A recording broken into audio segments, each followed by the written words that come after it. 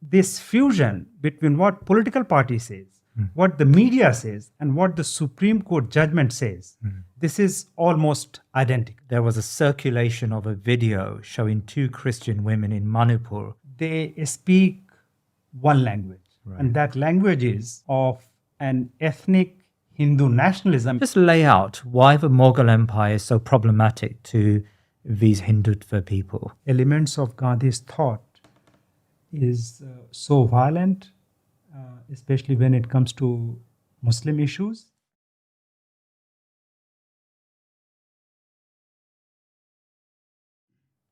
India's 200 million Muslims are at the mercy of an ultra-nationalist government that looks to create an exclusively Hindu Bharat or homeland.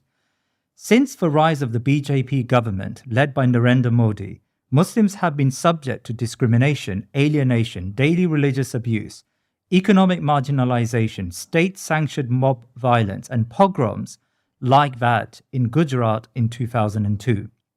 The Hindu nationalism is underpinned by a pernicious cultural and political ideology, Hindutva, framed by an antagonism towards Islam and a rewriting of Indian history. My guest today, Professor Irfan Ahmed, will help us understand the precarious state of India's Muslims and the Hindutva ideology. Born in India, he now lives in Istanbul, where he is a professor of sociology and anthropology at Ibn Khaldun University. Prior to Istanbul, he was a research professor in Germany at the Max Planck Institute, and he has taught anthropology and politics in Netherlands and Australia. He has written numerous books and articles on India and Islam, and recently published a provocative piece on Hindu Orientalism, which I'm sure we're going to explore today. Professor Irfan Ahmed, Assalamu alaikum wa rahmatullah, and it's a pleasure to have you with us today. Thank you for having me. I'm also very happy to be here, and I have watched some of your programs, and I think intervention like yours is very important for our time. Well, it's really a pleasure to have you with us. And actually, we're speaking in a week which has been marked by some very disturbing scenes in India, and I'm sure we're going to pick up on that as we go along today. So let's begin with the reality on the ground. Can you please paint a picture of the life of ordinary Muslims in India today? In one sentence, I think Muslims, and it is not just ordinary Muslims, both ordinary and non-ordinary, their condition today in India is marked by a state of complete terror. You mentioned this situation in last week. Muslims have been killed in the train, and the guy, the police officer who killed. So, of course, now he is being depicted in the media as somebody who is mentally stable, Right. unstable. Yes. But of course, there was a method in the way he killed these Muslims, because it was not like a random shooting. Yeah. He was moving from one coast to another and identifying Muslim with the visible marker like beard. Okay? So these three Muslims have been killed in two separate coaches. Really? Yes. So the point is, these. So this is one incident. Another incident which has happened in Gurgaon, which, by the way, is very close to the capital. Right. So if we were to look at this map here that you've asked me to put up, Gurgaon, it would be where? So you see, it is on the top in north. Right, here. So it is Delhi. Yeah.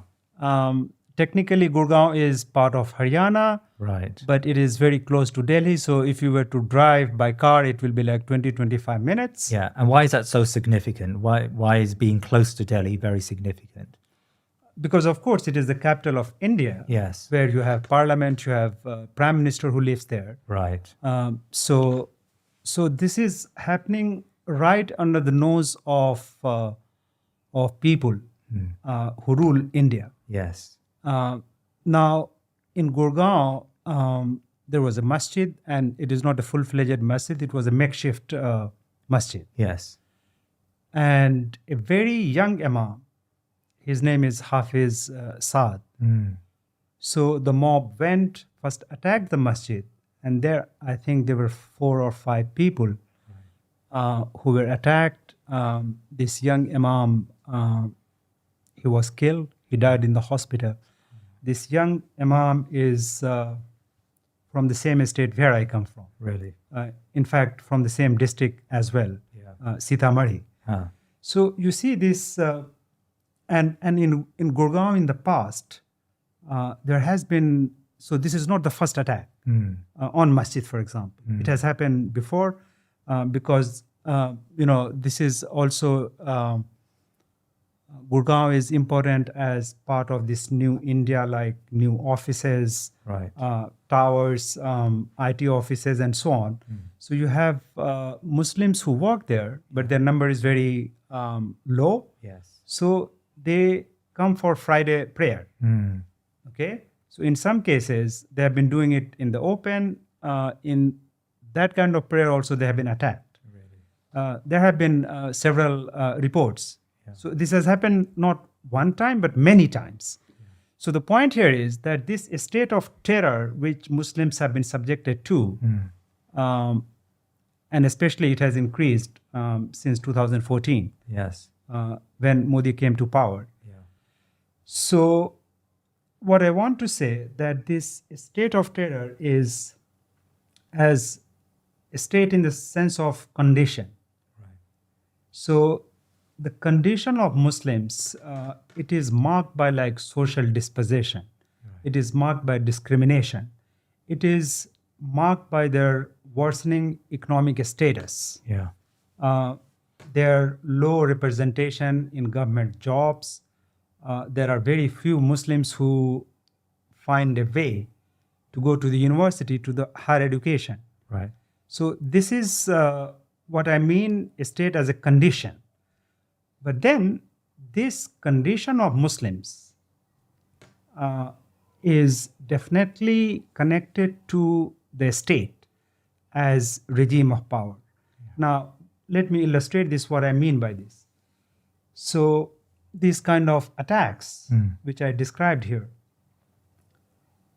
when it happens, either the state is silent, and sometimes it also indirectly encourages. Right. Encourages not by acting against the criminals. Yes.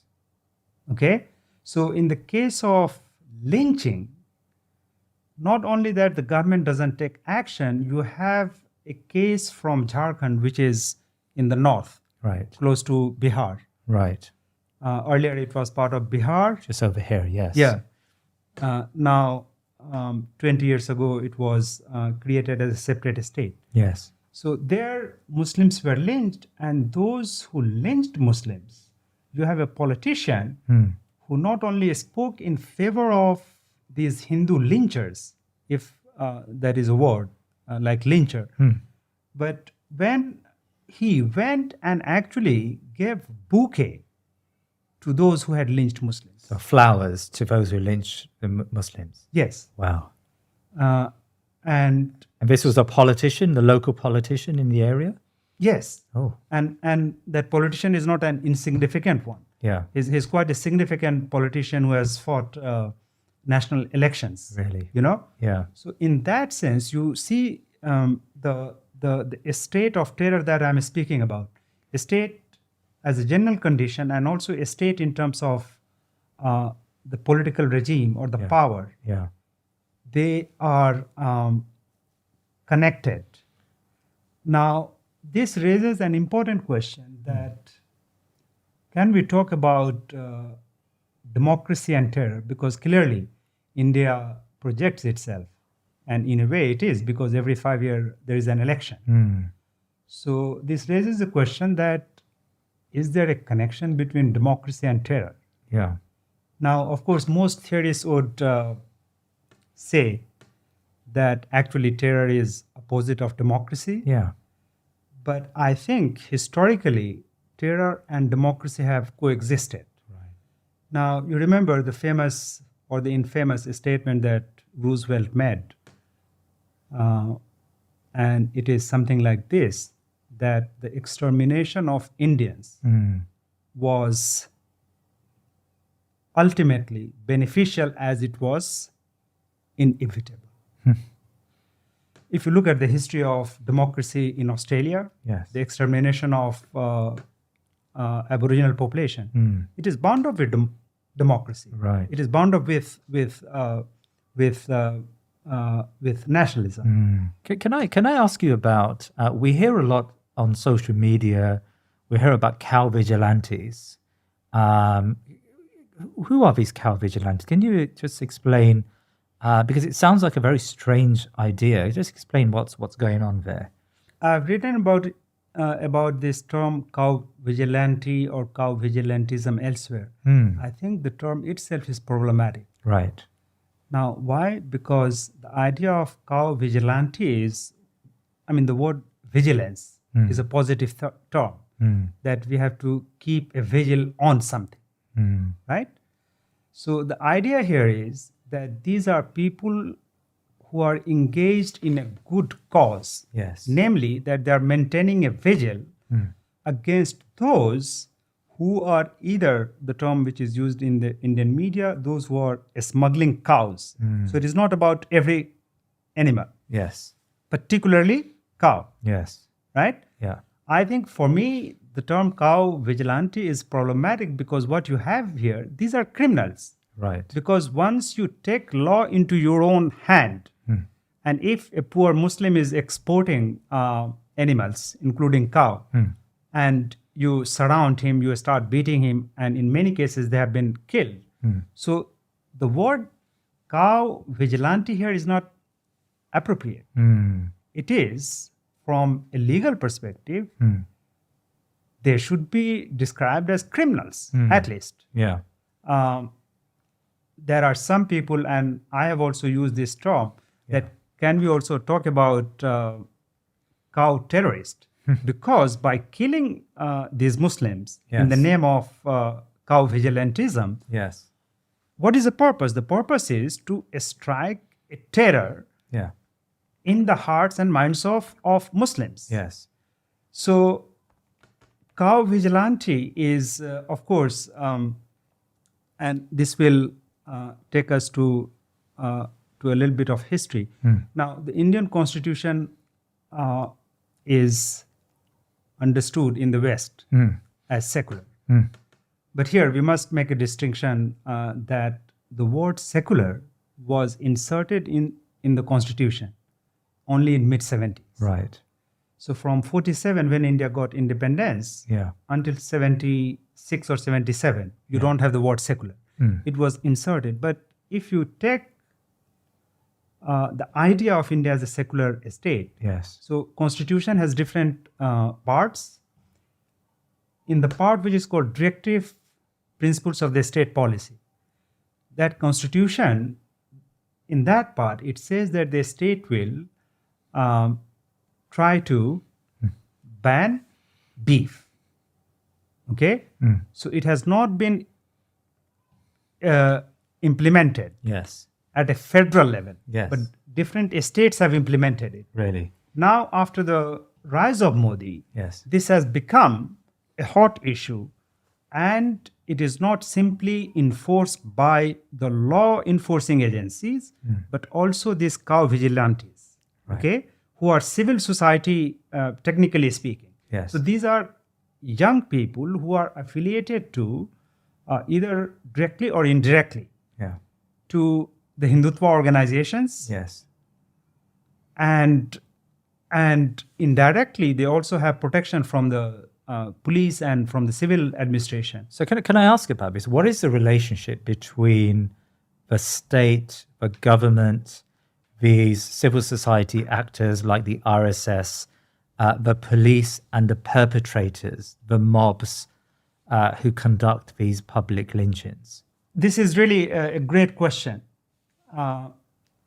because we cannot understand the health of a democracy which really believes in justice without this question about the interrelationship between state and society, and also between the different organs of the state.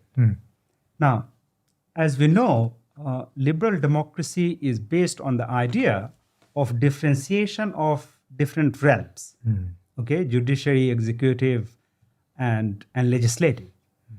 Now, people who have written about fascism, there are many explanations of fascism, but one key explanation of fascism which bears on our discussion is that what happens under a fascist order is that different aspects of the society and different institution of the state, they fuse. There is a almost complete identification, and the space between the state and society and different institution of the civil society, that completely disappears. It fuses together.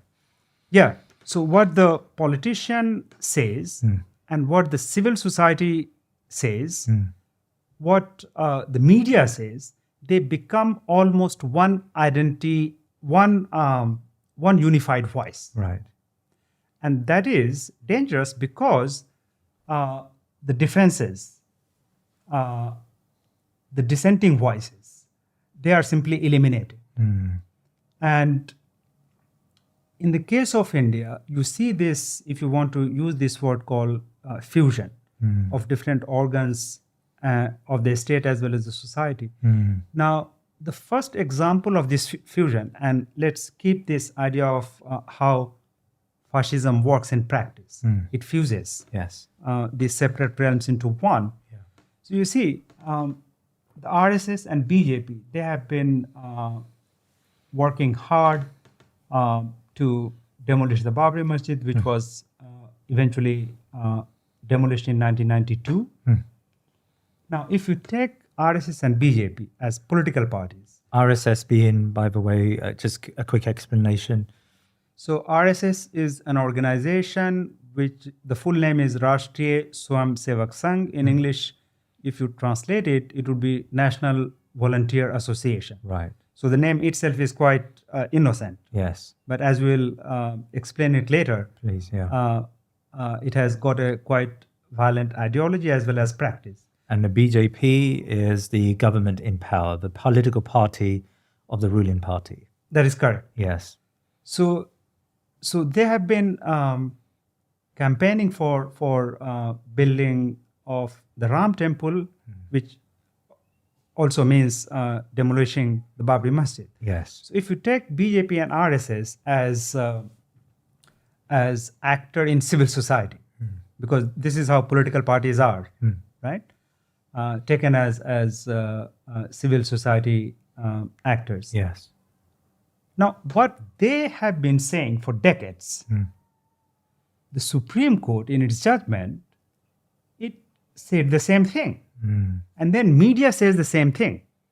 So this fusion between what political party says, what the media says, and what the Supreme Court judgment says, this is almost identical. Right. And that is where you see this fusion between the state and the society. Really. And that is one way to understand fascism.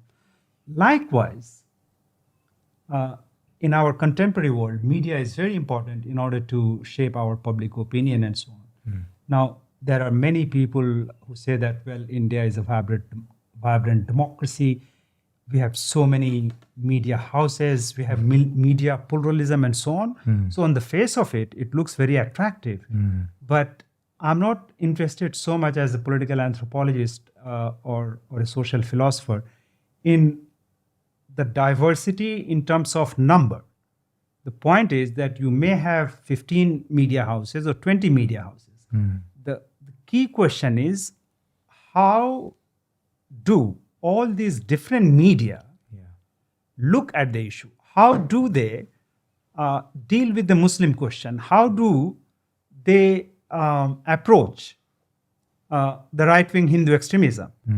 So with some minor differences, you will see that all of them, they speak one language. And that language is of an ethnic Hindu nationalism in which Muslims are the prime enemy. Right. And this is routinely telecast, printed. Now, of course, I should say that they don't do it identically, so there are differences. Yeah. And these are some of the names you audience in India would probably clearly identify those names. So, for example, you have people like Arnab Goswami or Anjana Om Kashyap. So these are the aggressive proponents in the media. These are anchors, news anchors, maybe. Exactly. Yeah. So they speak loud, aggressively, and then there are others like Rajdeep Sardesai or even Siddharth Vardarajan. They may not be speaking aggressively. They may be even smiling, but their thought in the ultimate analysis is Islamophobic. And in my view, I think this smile, Yes.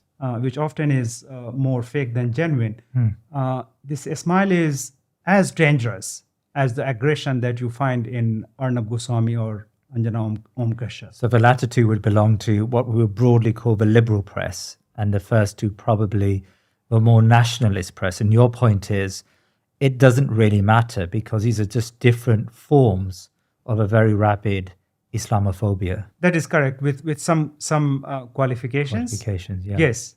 So these Siddharth and Rajdeep Sardesai, they are taken as liberal, also Yeah. secular. Yeah. But in the ultimate analysis, if you see it, Yeah. the idea of India that it is a Hindu nation. Okay, so even when they speak sometimes in a very patronizing way about Muslims, Yes. they keep the idea of India as a nation of Hindus, Yes. and then they try to find some space for Muslims, Yeah. but not in the ways in which Muslims themselves would like to find their place in India, Right. but the ways in which they think that the Muslims should think, act, and behave. And that is where the problem lies. Right. Because I think, for me, Muslims are not a statistical entity. Muslims are a cultural entity. Muslims are a thinking entity. Yes. So you have even people like Nobel laureate Amartya Sen, who proudly say that we have the largest Muslims largest number of Muslims in India. Yeah. Now the point is that it is a statistical or numerical claim. But the point is, does Amartya Sen also think of Muslims in not simply statistical terms? Yes. Because Muslims also have a tradition. They have their ways of thinking. Yes. They have a philosophy. They have a literature. Are you taking those traditions and thoughts into account, or you want Muslims to act and think based on the parameters of Hindu philosophy which you have instituted in the name of nationalism?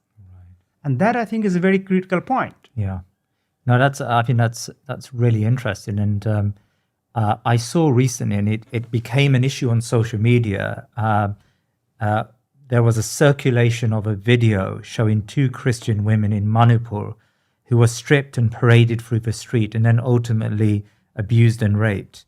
Can you shed light on the context behind this video? And is Hindu nationalism as antagonistic towards other minority groups as it is Muslims, as they are Muslims? Yeah, so I personally did not watch that video, but I read about it because in any case, later on, this was removed from the social media. Yeah. It was so horrific. Yeah. Now, clearly it is unacceptable and it is shameful. And a practice like that in a democracy is simply in a genuine democracy, it should not occur in the first place. Yeah. But now, back to this video. So see, this incident happened in a state which is called Manipur.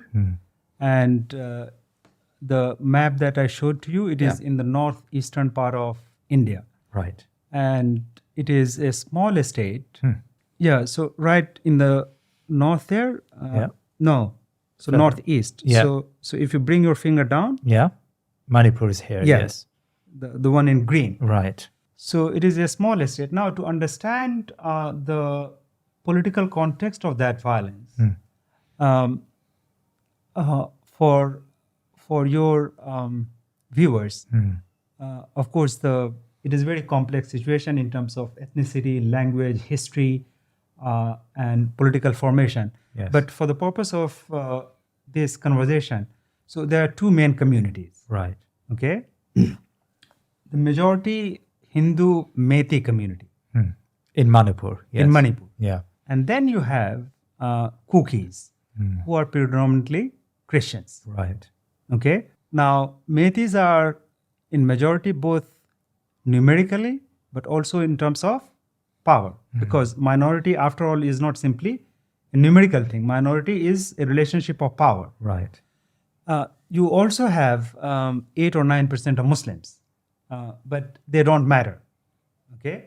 So what happened is that this there has been conflict and clashes between the Hindu, largely Hindu Methi community Yeah.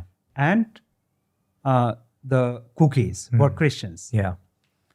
But this would not have been possible, the context of the video, without this political development. Now, what is this political development? It is this. Until 2012, so BJP had no elected member in the local legislative assembly. Okay? Its share of vote was only 2.1%. Yeah. Now, you have election. So in 2014, Modi comes to power at federal level or the central level. There is election in 2017, and you see a sudden rise in BJP. So their share of vote increases from 2.1% to 36.3%. Wow. Yeah. Okay? And then they're able to form the first government. Now, the chief minister of that state is from the Hindu majority community. So now, emboldened by the national scene, okay, now BJP wants to implement its ethnic Hindu nationalist idea all over India, including in Manipur. And where these Kukis, who are Christians, you know, there are also, by the way, issues of land ownership, because the Manipur, it comprises of the hill areas and the valley. Right. So the Christian Kukis, they are mostly in the hills, and Hindus are mostly in the valley. Right. Now, even though their number is quite significant, but only 20. So the state legislative assembly, it has 60 members, but maximum you can have only 20 from the Kuki community. So in any case, the Hindus will have the political majority. So they are the Kukis. They are also, in a way, contesting that political marginalization. So, but we cannot understand what happened in this horrific video is we cannot understand it unless we relate it to the national situation, Right. which is the emboldening of Hindu fascism and its grand plan to implement the Hindu ideology in every state. And Manipur is simply another. So some people have described it that, well, the first laboratory of Hindu fascism was Gujarat in Right. 2002, Yes. when anti-Muslim pogrom happened. Now, Manipur is second. Really? And in this case, because in this northeastern part of India, you have also other states which has significant Christian population. Right. Okay? So in that sense, it becomes significant. So Okay. No, thank you. That's very very informative. So, is it then fair to say that Hindu nationalism has an equally antagonistic view towards all non-Hindu religious groups? yes, but they also have a hierarchy of enemy. So, is Islam at the top of that hierarchy? Yes. Muslims. And we can probably get to that idea when we go to the ideology of Hindu- BJP and RSS. Yeah. Right? Yeah. So of course, this ideology emerged when Britain was still ruling India. So at that time, they were not as open against Christians. I mean, they were. But in this ideology, because Muslims also, so religiously speaking, after Hindus, Muslims are the second largest religious community. So it's around 200 million. I think that's the figure I gave at the beginning. Is that an accurate? That is correct. So we had census in 2011. So it is decennial census. So there will be another one. It should be probably out soon. So in that census, it was 14.5% Wow. Muslims. Yes. Okay. And as you know, the total population of India is already over 1 billion, yeah. right? Yeah. But of course, we have to also take this demographic data with a pinch of salt, because demography has always been historically enmeshed in politics. How you count, which state has been counted properly or not, and so on and so forth. Right. But clearly, this is a vast number of Indians who are Muslims. Yes. So for the idea of an ethnic Hindu state to be fully workable, Muslims are taken by the Hindu extremist as the greatest impediment, because it is based on the idea that it is a democracy. Yes. So of course there are Christians, but their number is very less. So in electoral term, they may not matter. Okay, but Muslims would matter. But also the fact that Muslims have been, the presence of Muslims in India has been long. It has had a thriving culture. Actually, whether it is in terms of language or civilizational ethos, Islam has played a key role. So it is for this reason that Muslims become the prime enemy of Hindu nationalisms. So it's a good time then to talk about Hindu nationalism. Now, you sent me a very persuasive piece, a great piece on that you wrote, an essay on Hindu Orientalism, and I think your basic argument is that this type of nationalism pervades Indian society. It's not just restricted to the BJP, but I suppose it's also the case that the BJP government has used Hindu nationalism as a tool to marginalize Muslims, but also as a tool for electoral success. So we hear a lot about the BJP's ideology, Hindutva, and you've mentioned Hindutva on a number of occasions today. So how does Hindutva differ to the religion of Hinduism? Yeah, so this is again, this is a very good question, and it actually comes to, it touches the heart of discussion. About contemporary politics. So broadly speaking, there are two positions. One position maintains that actually Hindutva and Hinduism, to use a peculiar British English phrase, they are as different as cheese and chalk, right? So in this position, these are two completely different things. Now, among academics, Ashish Nandy was the one who made this distinction. Now, there is a valuation behind this distinction, and we should get this. Now, what is that distinction based on? This distinction is based on the idea that Hinduism is political, it is a spiritual, tolerant repository of ideas, whereas Hindutva is a political thing. So Hinduism is apolitical, and Hindutva is political. Yes, that is one way to read it. Yes, Ashish Nandy would say that Hinduism is a faith and Hindutva is an ideology, a political ideology. Yeah, right. Now, I'm not. I think this distinction is not entirely correct. right. And let me say why. So for me, I think the question is not that Hindutva is political and Hinduism is apolitical. No, in my view, both are political. Right. Okay, so let's stick to this. Those who make the distinction between Hinduism as faith and Hindutva as an ideology. Yes. There are others who say that actually there is no difference. Although you will find this voice very rare in at least articulated in public. Yes. Now, many Hindus themselves, they think that actually Hindutva and Hinduism is the same. And you have somebody called Lokesh, who was director of Indian Council for Cultural Relation.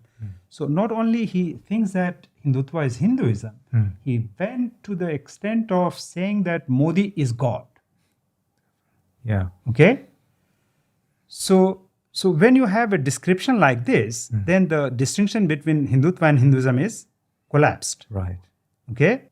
My own theoretical take is that rather than making this distinction, what we can safely say that definitely Hindus prior to 19th century, okay, which is to say that the political and social lives of Hindus prior to the rise of nationalism and after the rise of nationalism, these are two different things. Right. So we cannot think of what is happening to India in a pre-nationalism age. So in that sense, it is different, but not in the sense that, one is simply a spiritual entity and another is a political entity and therefore ideological. Professor Ahmed, I would like to ask you about the RSS movement because, of course, you've explained what the BJP is. The BJP is the governing party, the party of Modi. But we also hear a lot about RSS. Is it a social movement? And just tell me a little bit about its background and why it's so controversial. This is also quite a critical question. So I think it is the best word to describe it is that it is not a social movement in the sense we understand Green Movement or even Tablighi Jamaat movement. It is a paramilitary militia kind of movement. Right. And it was established in 1925. Yeah. Now, without going into much details, I just want to tell the viewers what actually it stands for. So, although it was established in 1925, but the Bible of its ideology came in 1923 by Vinayak Damodar Savarkar. And he wrote a book which is called Hindutva. Now, Hindutva basically literally means Hinduness. So in that sense, it is not a problematic term. But the way he defined Hindutva, so his definition, he wanted India to be a nation state in the sense of Western European nation state. Okay? And given the immense diversity in India, he sought to have an ethnically purified vision of India. Right. Now, in that vision, everything is Hindu. Right. So, to cut it short, his definition of who is an Indian, and he took Indian as a substitute to Hindu. Wow. Okay? So Indian and Hindu qualifies as equivalent. Yes. So he gave these three core things that only he or she would be considered as Indian who takes India as her motherland and also has her ancestral land. Right. And as finally holy land. But how different is this discourse from, say, that of the more tolerant discourse we're used to hearing of Mahatma Gandhi, for example? Yeah, so So this is, there are people who take Gandhi as opposite of RSS. In my view, he's not actually opposite of RSS. And there are also a few scholars who have made this point that actually he's a moderate version of that. Really? Yes. So he believes in Hindu nationalism, a Hindu Rashtra. Yes. Really? So the difference is more in terms of the modes of realizing it rather than the actual content of it. Really? Now, so back to this Savarkar vision, but this was in 1923.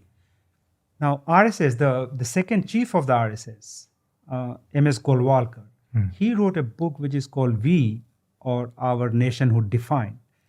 And Golwalkar was clearly, he writes in the book that his source of inspiration is Hitler. So this is a Nazi ideology, and I want the viewers to take this into consideration, because in that book, he clearly says that non-Hindus, okay, and in a way it ties to the Savarkar's definition of India, because Muslims do not consider India as their Punna Bhumi, holy land. Okay, so he extends this, and he is very clear that what non-Hindus should do, or what would be the future of non-Hindus. So he says, and let me quote this, and this is from Golwalkar from this book published in 1939. The non-Hindu people in Hindustan must either adopt the Hindu culture and language, must learn to respect and hold in reverence Hindu religion, must entertain no idea but those of glorification of the Hindu race and culture. In one word, they must cease to be foreigners, or they may stay in the country wholly subordinated to the Hindu nation, claiming nothing, deserving no privilege, far less preferential treatment, not even citizens' rights. So this is said in 1939, and I think what we are facing today, so it is not simply a word which has been put on paper. Now you see this actually in practice. Right. So the realization of that vision is really through Modi and the BJP government. And also take into consideration that this vision, and this is an important question for any person interested in democracy. So it is a paramilitary organization. Modi himself is a member of that party. Yes. Right? Yeah. And by the way, RSS members are not just within BJP. You will find RSS people also in other parties, like in the Congress, in Samajwadi Party. Right. And this is not I am saying, but a spokesperson of the RSS. Yeah. He has said that our people are in every party. Yeah. But more importantly, I don't understand this, that so they have shakhas, which is like training camp, and every city and town has that drill session. They wear white shirt and knicker, half pants, which is also inspired by Hitler's SSS and so on. So they do this military training in every town and city. Wow. So it works like a parallel organization. So I don't understand why in a democracy you will have a paramilitary organization, because in a democracy the citizens have to put their faith in a state and legalized institution like the police, the judiciary, rather than having something which is outside this realm. But this has existed. Right. And many of these, like the violence which has happened in Haryana and Gurgaon, many of them would be connected to allied organization of the RSS. Really? So not directly member of the RSS, but then RSS also function by establishing other groups like Vishwa Hindu Parishad, like Bajrang Dal, which is a militant wing of the youth, which indulges in street violence, right? Yeah. So this is how this ideology and practice go together. Now, there's a lot in the Indian press about, of course, about Muslims. One of the key lines of maligning Muslims is the connection with the Mughal Empire. The Mughal Empire was the last Muslim empire that ruled over India for many centuries. And there is an attempt to revise, a revisionist attempt to revise Mughal history in the school textbooks. I remember some discussion about the 17th century ruler Aurangzeb in Indian media and the characterization of Aurangzeb as an Islamic extremist. So just lay out why the Mughal Empire is so problematic to these Hindutva people. Yeah, so this is a very relevant question. And I think the root cause of this is that the entire demonization of the Mughal rule is actually historically and intellectually indebted to British or Western Orientalism. Right. Now, what I mean by this? I mean this. So see, when the British colonized India, in order to legitimize their own rule as benign and also beneficial, they started constructing the Mughals as malignant and bad force. Okay? Because this is to tell the Indians that, look, we have colonized you and we are better than the previous rulers. But what the British also did was to say that, look, we are not the first outsiders to rule India. Mughals were also outsiders. So you have two things happening here. Externalization of Muslims, okay, that they are not from India, from outside, just as the British are. And then the demonization, because without this demonization, you cannot tell Indian people that, look, how good we are to you as Indians, because we have brought progress, we have brought modernization and so on. Now, the depiction of Indian history happened along these lines, and two key historians were Eliot and Dowson. So they created even a chronology by saying that Hindu India, Muslim India, and then the British India. Once you have this linear classification, Hindu India, Muslim India, and British India. Now, of course, when you say Muslim India, when the Mughals ruled, but in the Mughal administration, there are also Hindus who have been at key position. Right? Yes. But once you create this kind of thing, then it is like depicting them as three successive linear stages in history, and also as opposed to each other. Now, this was for a variety of reasons. Many Hindus themselves, so this is the British creation, but Hindus found it useful.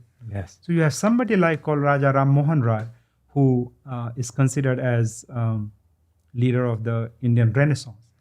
And he described his on record to say that we do not, and by we he means probably Hindus, that we do not regard the British as colonizers, but as liberators. Really? Yes. Liberating from Muslim rule. Which, using the Orientalist vocabulary, he described Muslim rule as Mohammedan despotism. Wow. And then described Hindus as original inhabitants. Yeah. So what you see that Raja Ram Mohan Rai, Chris Bailey, the famous British historian, he described Raja Ram Mohan Rai as the first Indian liberal. But if that is what liberalism means, so you see, when you say Hindus as original inhabitants, Mohammedan word gets identified with despotism as an outsider, and British colonialism as deliverer and liberator. So you see, the seeds of violence is already there. Yeah. Now, it is in this framework that Aurangzeb becomes the villain of not simply RSS and BJP. You will find that there are many people outside of RSS and BJP. They also have a similar view of Aurangzeb. Now, there are many historians who have written books about Aurangzeb. Yes.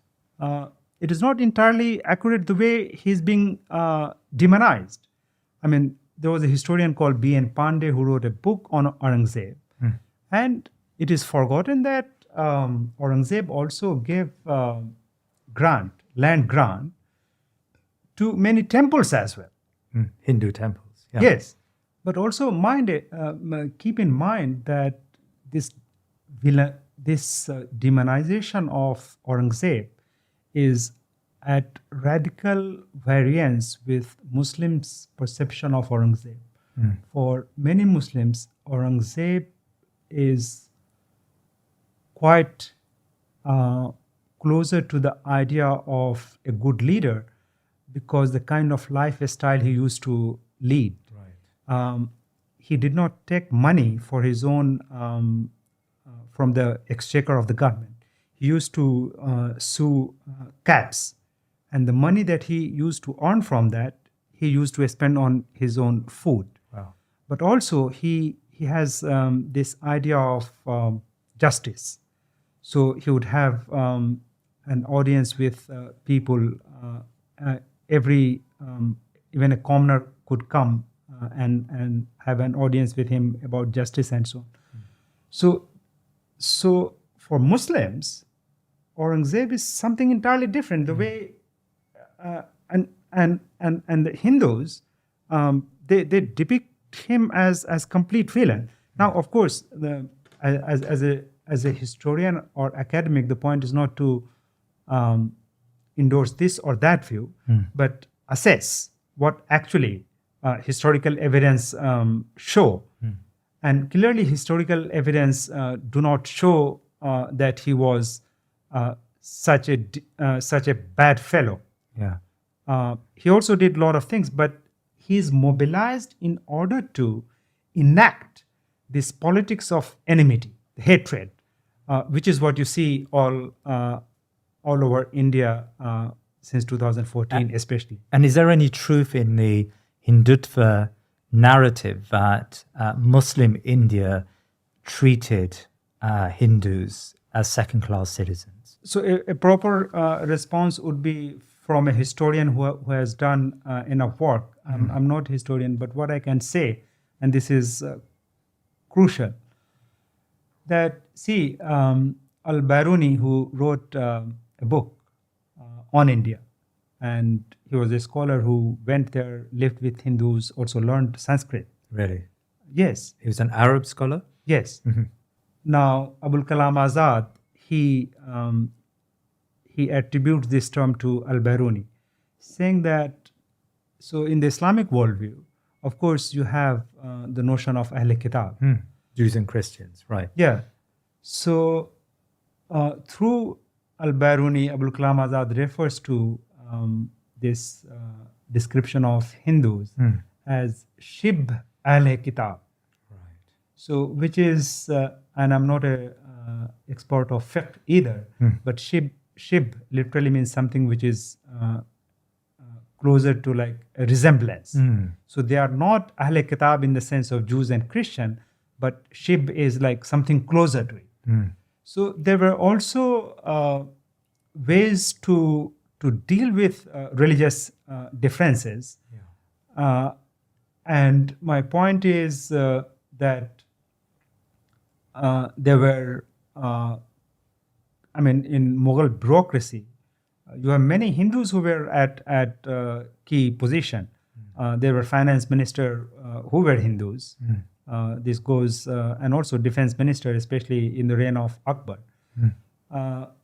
Now, the point is that we should also keep in mind that we cannot judge the political history of that era from the standard of today. Right.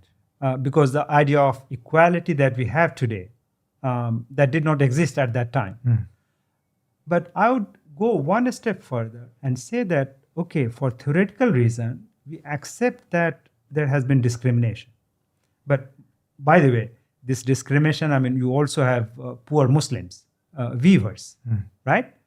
But Mughals generally, they did not interfere in the religious life of Hindus. Okay, but the point is, for the sake of argument, even if we accept that there has been some ill treatment, for the sake of argument, then the point is the way you mobilize it now. Okay, what is the goal of that mobilization? Of course, you are using, or you use that invented idea to impact and make the life of Muslims difficult and impossible. Yeah. Right? Can I ask you about, now that's a really good understanding. Can I ask you then about liberal India? We've got Rahul Gandhi, who is, of course, the leader of the opposition Congress party. You've got Shashi Tharoor, who, again, is quite popular in the West, and he's written some books which one can interpret to be a little bit more inclusive, I suppose, of Muslims. His book on Mughal India did merit Mughal India for its substantial work on improving and creating the world's largest economy of its time. So you've got figures like this, and some Muslims may come to the conclusion that we need to support these liberal guys, these Congress politicians, because they would deliver us from this fascism that has undertaken, that has taken over India. I mean, is that narrative a little bit too simplistic? Yeah, so you see here, in such formulation, the assumption is that party politics is the key to understand what is happening in India. And I'm interested in party politics as well, but there is something which goes beyond party politics. So it is the shared ideology of India as a Hindu nation, which informs BJP, RSS as much as it does. It does impact and influence even communist, I would say, and Congress, because the existing Communist Party, by the way, historically, as you know, communism is about international movement. But the Indian communists, they operate within the Indian national framework. And they also, in many ways, reproduce that idea of India as a Hindu nation, not in the same way as BJP and Congress does. Now, back to Rahul Gandhi and Shashi Tharoor. So I would say that if we do not see Indian politics in terms of party politics, but something which is supra-party, the idea of India, what has been what has been India and what India wants to be. So that idea of an ethnic Hindu nation, it cuts across the political parties. Now, Rahul Gandhi, I mean, Congress itself, after the Babri Masjid was demolished. Now, the general narrative is that, well, the BJP and the RSS and VHP, they have been responsible for the demolition of the Babri Masjid. After the Babri Masjid was demolished and the Supreme Court judgment came, validating that demolition in some ways, you have many prominent Congress leaders in UP, and this included the chief of the UP Congress, saying that no, actually, we also played a key role in the demolition of the Babri Masjid. Right? Rahul Gandhi himself has been adopting a soft Hindutva. Now, about Shashi Tharoor, I think his take on British colonialism, his critical take on Churchill, I'm quite a fan of it. And it is good that he brought such things to the public. But when it comes to Islamic issues, Shashi Tharoor is no different. I mean, probably the difference is that unlike the BJP and RSS and Arnab Goswami, who uses an aggressive language, Shashi Tharoor has got a decent vocabulary, and he also speaks with some smile. But the content of that Islamophobia is there in a different way. But let me say this: that if we take Hindu politics beyond party politics, beyond Congress versus BJP, Yes. here, so the commonality that I have highlighted across political parties, this is, you will see that even Gandhi has that idea. Okay? Mahatma Gandhi or Rahul Gandhi. No, Mahatma Gandhi. Right. Well, Mahatma is the title, but the name is Mohandas Karamchand Gandhi. Now, as you know, the Dalit leader Ambedkar, he used to say that I refuse to call him Mahatma because the term literally means the great soul, or probably the greatest soul, Mahatma. So Gandhi, and probably this is something for the viewers to take into consideration. Now, Gandhi is considered as someone who stood for an inclusive India. He was for Hindu, Muslim unity, and so on and so forth. Yeah. And above all, he's icon of non-violence. So you have people like Barack Obama Yeah. praising him. Yes. But I always wondered that, well, is Barack Obama really aware of Gandhi's thought? And I want to say here is that actually how Gandhi's elements of Gandhi's thought is so violent, especially when it comes to Muslim issues. Evidence that, I mean, how do we know that he had these very violent views towards Muslims? Yeah, and I'll just explain that, but I would say that actually the contemporary forms of lynching of Muslims, it is, many people think that this is a departure from Gandhian values or Gandhian ideology. Yeah. I will just explain to you that actually it is a homage to Gandhi, and it is actually derived from teachings of Gandhi. Wow. Now how? So see, Gandhi was killed on 31st of January. 2nd of January, he holds a prayer meeting. Okay? Now, a Hindu has written a letter to him. So we are talking about the first week of January 1948. India got independence in August 1947. Okay. So it is just within a few months. So a Hindu asked him that if there was a war between India and Pakistan, and that Hindu assumes that Muslims of India will not be loyal to the Indian Union or the Indian state, but rather side with Pakistan. So that Hindu is asking Gandhi that should not Muslims be expelled before that war happens because they will not be loyal to the Indian state. So in that prayer meeting, this letter is written in to Gandhi in English, but he replies in Hindi. So he is addressing this question, and let me quote it. So this is Gandhi's reply. Please, yeah. Do I imagine that crores of Muslims in India will be loyal to India and fight against Pakistan? We must not assume anyone to be bad till he has been proven to be bad. If later they, meaning Muslims, betray you, you can shoot them. You may shoot one or two or a certain number. Everyone will not be disloyal. We must be brave and trust the Muslims. If later they violate the trust, you can cut off their heads.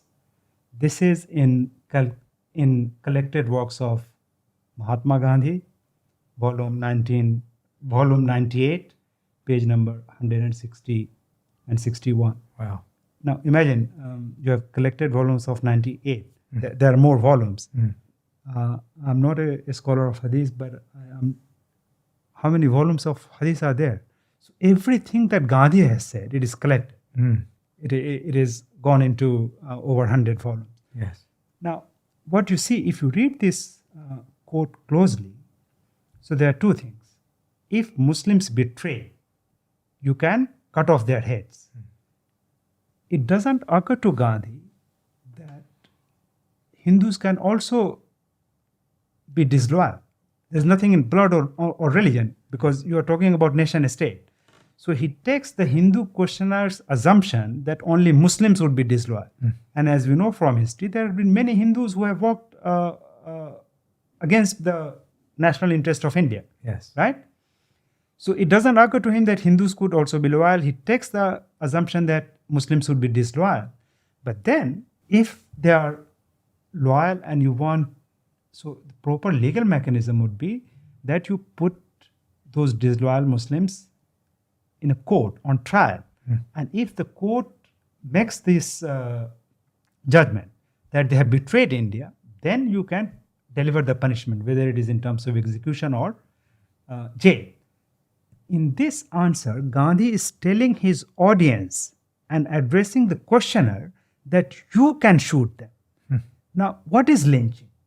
Lynching technically is that rather than the official of the state, it is the non-state actors, civil society actors who take law into their own hands and kill a people, rather than a court judgment which tells that, okay, this person should be executed, right?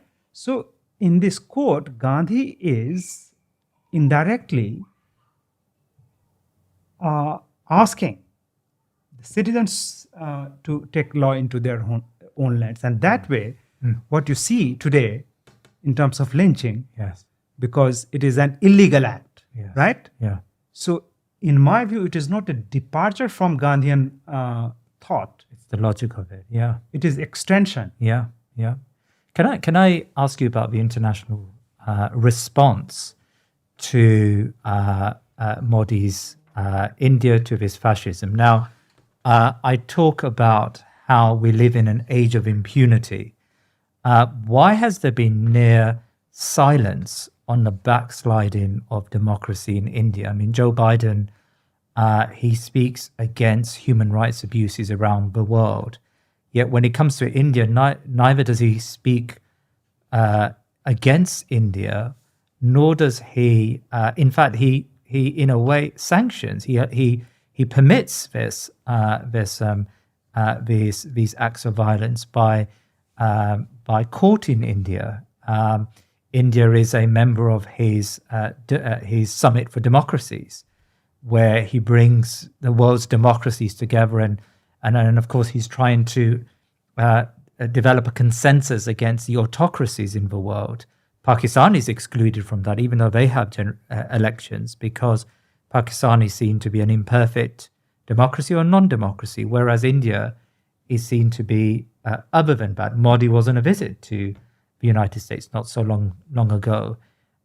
What's going on here? Why is the international community silent about what seems to be the road to some form of genocide in India? This is a sort of difficult question to answer. But let me say this, that this coalition of democracies, Yes. America, India, Britain, France, and so on and so forth. Now, when these powers speak of democratic values, now India projects itself as the largest democracy, America is the oldest democracy. But if you see the histories of these democracies, they have not always been for democracy. Right. Now, the part of the history of democracy, and I alluded to this briefly earlier, with the example of Roosevelt and what happened to the Aboriginals in Australia. Yes. But these democracies have also been engaged in what I call de-democratization, which means how it has been engaged in toppling elected governments. From Chile in 1971 or 72, Allende was elected leader. There was a coup against Allende. In 1953, Mossadegh elected government was overthrown. So So the point here is that these democracies, or the history of democracy after World War II, is almost also enmeshed simultaneously in de-democratizing polities. This has happened in Muslim countries as well. You could think of already 1953 Mossadegh, but Morsi's government also not in the same way as Mossadegh, in a slightly complex way. Yeah. It's a soft coup, yeah. Yeah, and this happened, by the way, in early 70s in Bahrain. Yeah.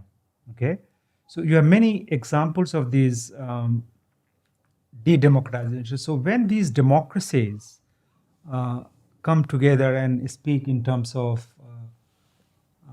values of democracy, sometimes I'm reminded, and maybe I think probably I will have to switch now from English into Urdu. So there's this poet, Rahat Indori. He died during the COVID.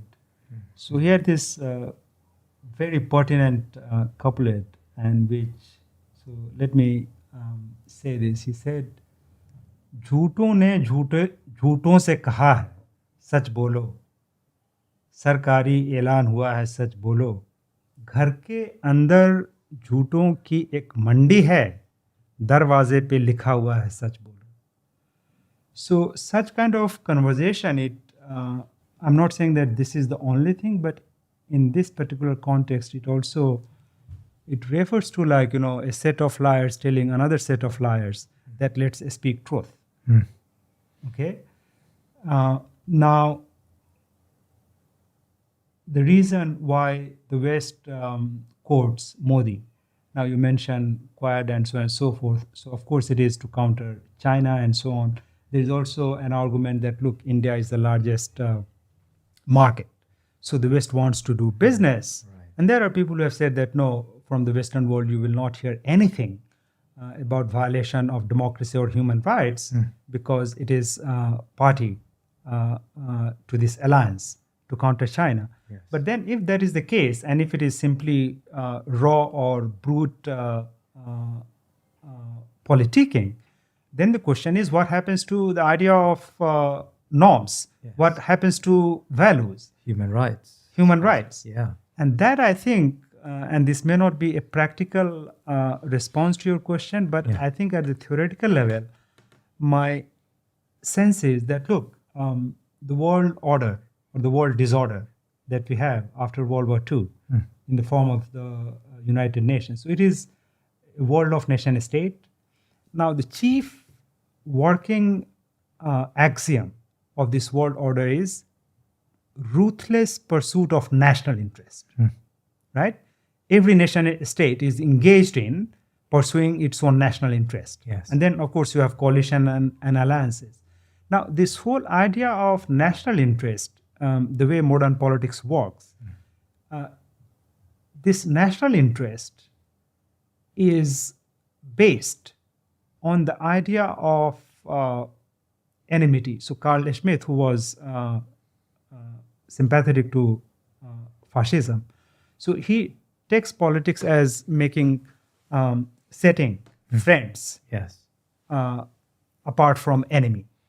And this enemy-friend dualism, it is actually the core of post-World War political order or disorder. And it anchors in the name of national interest. Fantastic, yeah. Once you have this, then the idea of violation of human rights, of dignity of women, like, for example, this horrific video of women raped and paraded in Manipur. So all these things will be subordinated to that brutal logic of national interest. Now, sometimes I also think that, this genocidal violence which has happened against Rohingyas, right? If it had happened to a section of people in Europe, would the Western world have responded differently, right? But I think, and this is probably not an optimistic note to make, but I think there is a hierarchy of human lives. So certain forms of life of certain humans have been given more respect and attention than the life of certain other social groups.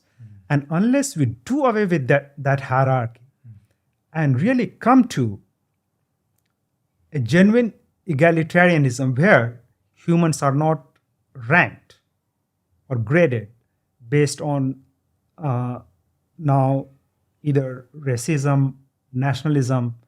Now there is also logic of civilizationalism. So both India and China, they are actually enemies in some ways, but both use this language of civilizational nationalism.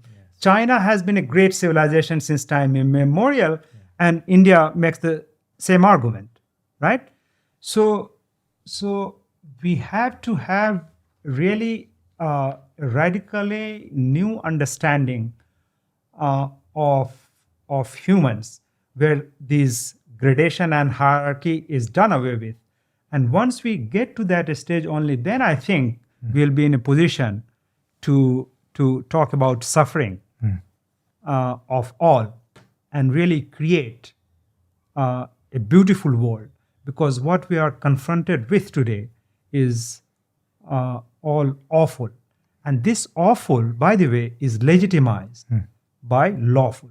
So law, because the moment you say that law and order has to be maintained, so this is lawful, but lawful is not necessarily and always beautiful. There are many things in the world which has been awful, but it has been lawful in the sense that apartheid in South Africa, it was awful, but it was lawful. It was legitimized by law. Yeah.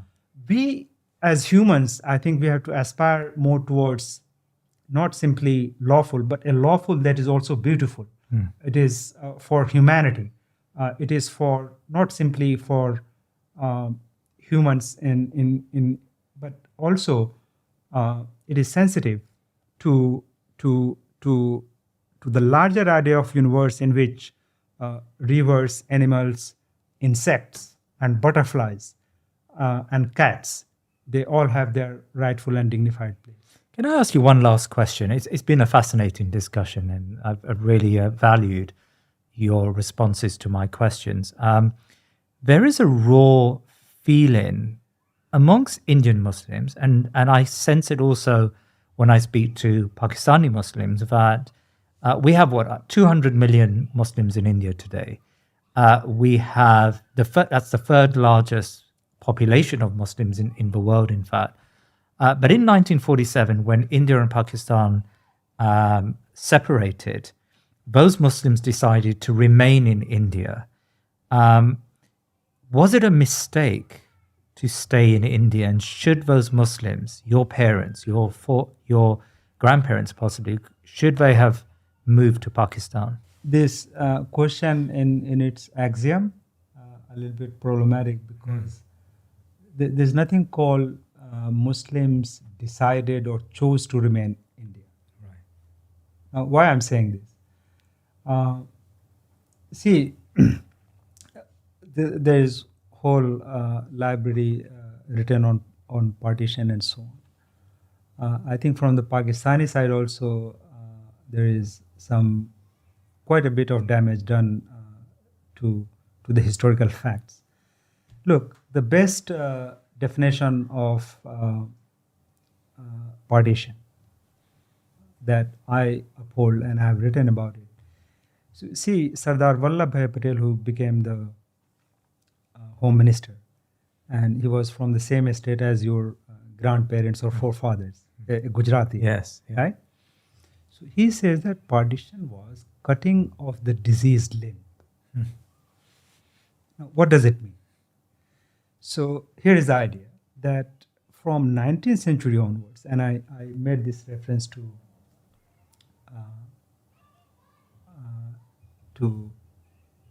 to the key leader of Indian Renaissance, Raja Ram Mohan Rai. So from that time onwards, you have the idea of India as a Hindu and pure nation. Okay?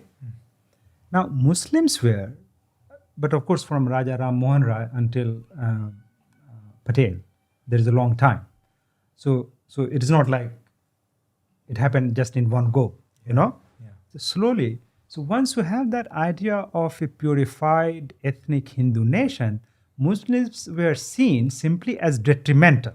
So it is like a healthy body, nation as a healthy Hindu body, and Muslims were taken as a diseased part of that body. So it needs to be cut off. Now, what partition is, that of course for Hindus, and this is Vajpayee, by the way, who was prime minister and who died, and he is considered a liberal RSS member. He is on record to say that partition was a good thing. So why it is a good thing? Because the Muslim majority areas, which now constitute today, after 97, Bangladesh and Pakistan. So these Muslim areas, they were wanting their own autonomy.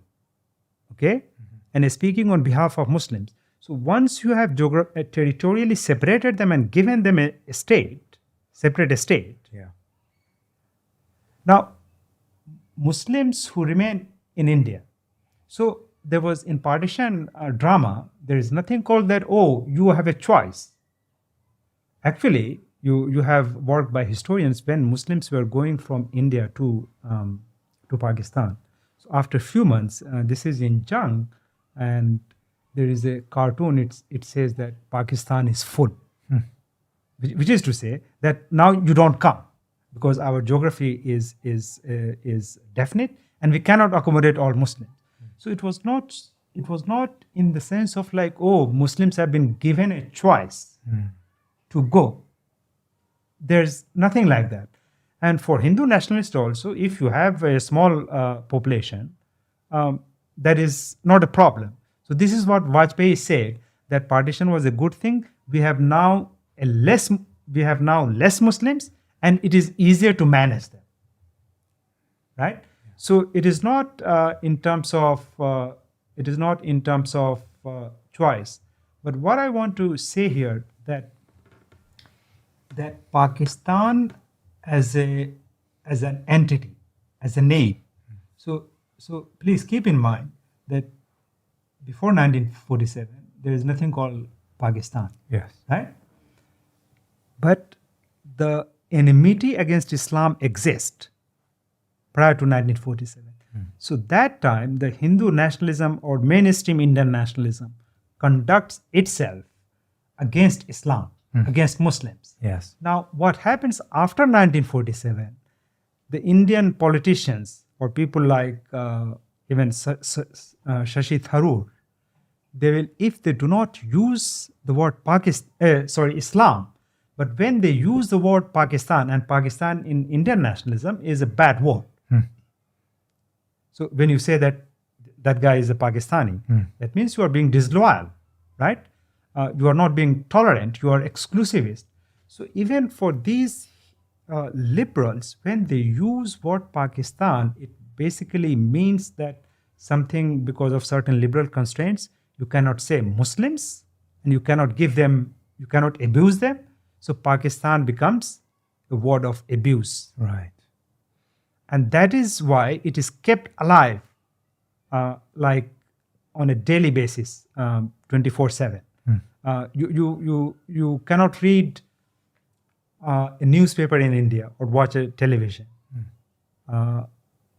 without or films or even public conversation with friends without mention of Pakistan. Professor Irfan Ahmed, it's really been a pleasure speaking to you today. Thank you very much for your time. Thank you. Thank you for having me, and it was lovely to speak to you. Please remember to subscribe to our social media and YouTube channels, and head over to our website thinkinmuslim.com to sign up to my weekly newsletter. Jazakallah khair.